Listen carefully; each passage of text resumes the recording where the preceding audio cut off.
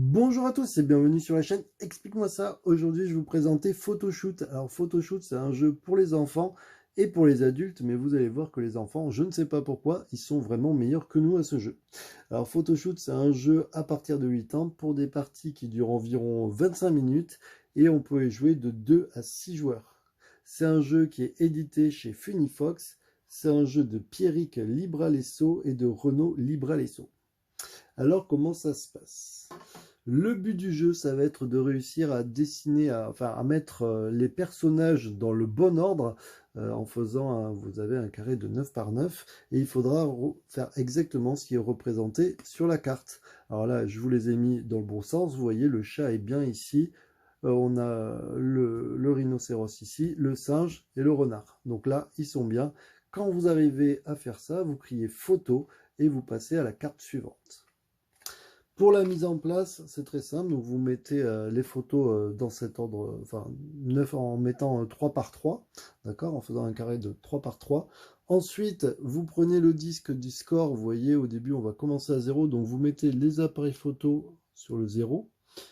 Vous avez, vous voyez, le 5 et le 15 qui sont de couleur blanche, ainsi que le 25.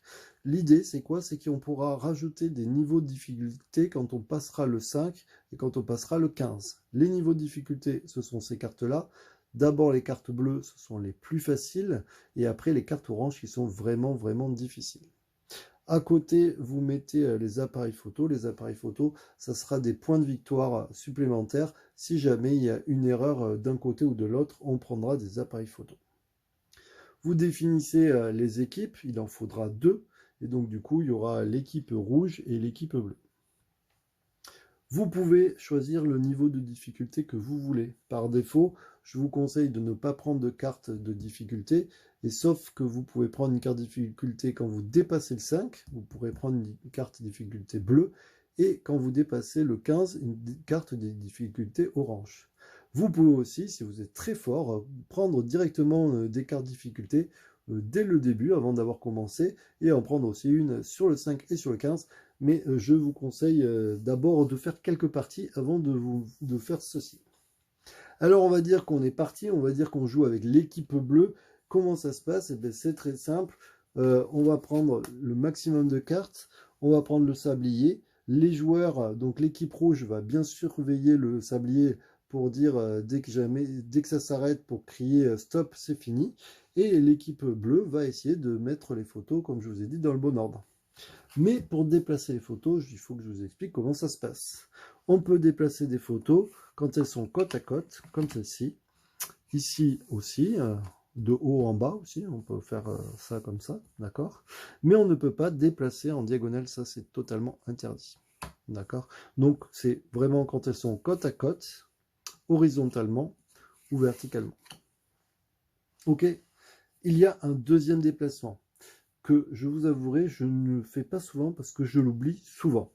Ce sont les filles. Les filles ont le même fond, vous voyez, elles ont un fond violet. Et donc, du coup, ce sont les copines. Alors, la girafe n'en fait pas partie, vous voyez, ce n'est pas la même couleur de fond.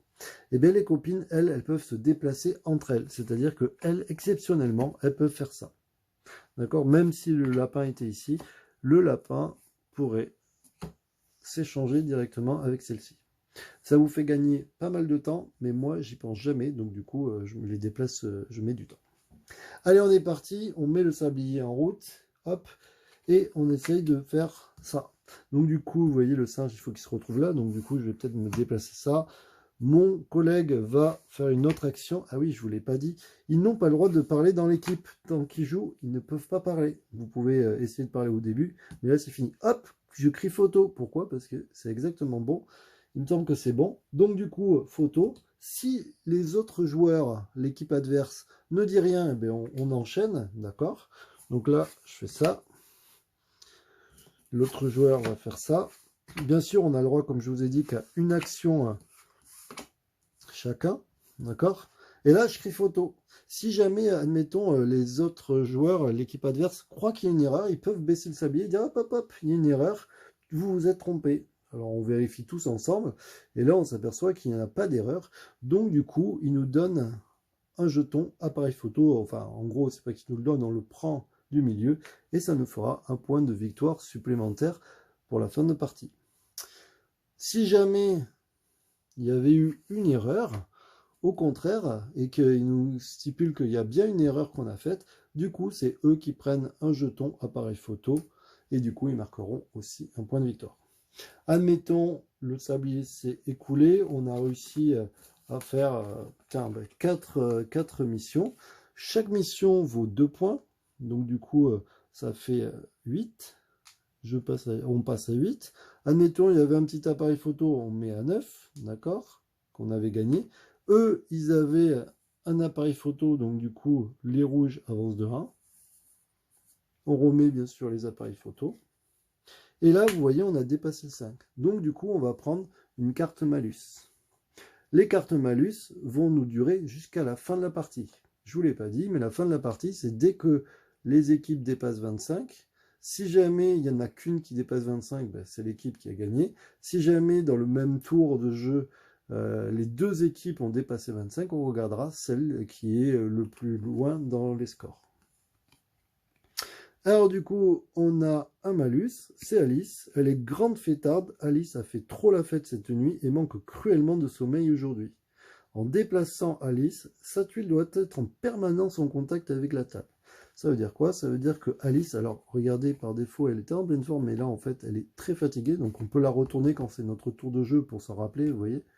Et donc du coup, quand je dois la déplacer, les autres, je peux les lever, mais elle, il faudra vraiment que je la laisse coller à la table. Si jamais les autres joueurs, les adversaires, s'aperçoivent que j'ai levé la tuile, et bien du coup, ils nous le signaleront et récupéreront des points de victoire. Donc du coup, il va falloir faire attention. Bien sûr, vous avez compris, et je vous l'ai dit, les cartes oranges sont encore beaucoup plus compliquées. Par exemple, Arthur, lui, c'est le chat, il ne peut pas se mettre à côté du chien, sauf en diagonale. Donc ça veut dire que si jamais je devais descendre le chat ici, pour répondre à une photo, il faudrait d'abord que je déplace le chien pour pouvoir descendre le chat. Vous voyez, donc du coup, vous allez avoir plein de contraintes différentes. Voilà, un jeu vraiment sympa, je vous conseille d'essayer.